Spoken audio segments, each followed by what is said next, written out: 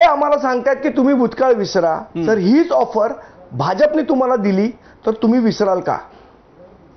Point आहे हा मोठा पॉइंट आहे किशोरीजी, पॉइंट आहे हा.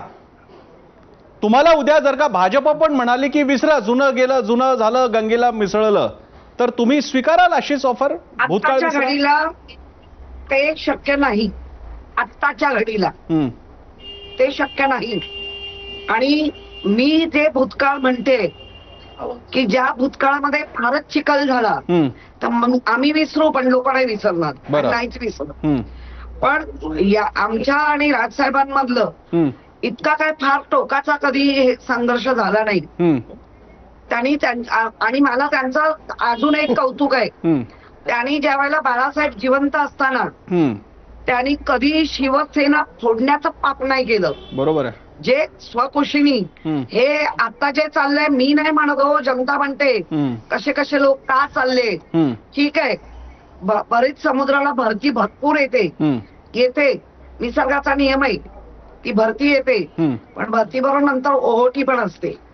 आम्ही त्याची वाट बघू, हा एक भाग. बरं. आणि संदीप देशपांडे काय किंवा मी काय, आम्ही आजही त्या मनसे आणि शिवसेना या युतीला ज्या पद्धतीने या मुंबई किंवा महाराष्ट्रात आज महाराष्ट्राचा पूर्ण इतिहास लोक बघतायत, जनता बघते, आम्ही काय बोलून काय होणार नाही. पण मग किशोरीजी, हा सगळा इतिहास माहितीये, मराठी माणसाचं हित माहितीये, तर संदीप देशपांडेंनी आजच्या पत्रकार परिषदेत असाही मुद्दा मांडला, आणि तो लॉजिकल मुद्दा म्हणून मी विचारतो की आज जेव्हा 20 आमदारांपर्यंत शिवसेना उद्धव बाळासाहेब ठाकरे पक्ष आलेला आहे, तेव्हा तुम्हाला आठवण येते, जेव्हा आज मुंबई ठाण्यामधले 50% जास्त नगरसेवक शिंदेकडे गेलेले आहेत, तेव्हा तुम्हाला मनसेची आठवण येते. मग आतापर्यंत आठवण का नाही आली? बघा प्रसन्नजी, नाही, आम्हाला आठवण येते असं म्हणू नका.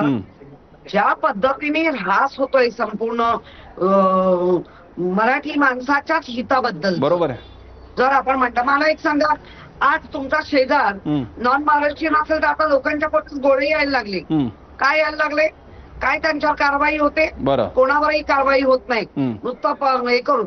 त्यामुळे मोठी दरी निर्माण झाली. ह्याच्या आधी पण आपल्या बाजूला गुजराती असायचे, मारवाडी असायचे, अगदी भैया असायचे, पण असं नव्हतं. हे राजकारणातलं जे चित्र उमटलंय, त्या चित्राचे लोकांमध्ये परिणाम दिसायला लागले.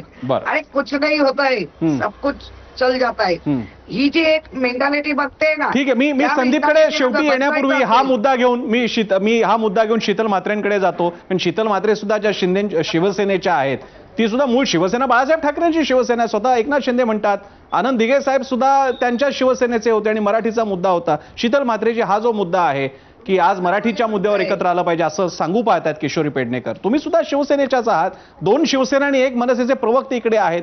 मग तुम्ही पण हा विचार कराल मुंबईसाठी? एक लक्षात घ्या की उबाटाची आता धडपड सुरू आहे, शेवटची, घरघर. कारण आता त्यांना कल्पना आहे की जर आता आपण कुणाचा हात नाही पकडला तर आपण मुंबई महानगरपालिका जिंकू शकत नाही. जसं काल म्हणाले की पोपटाचा जीव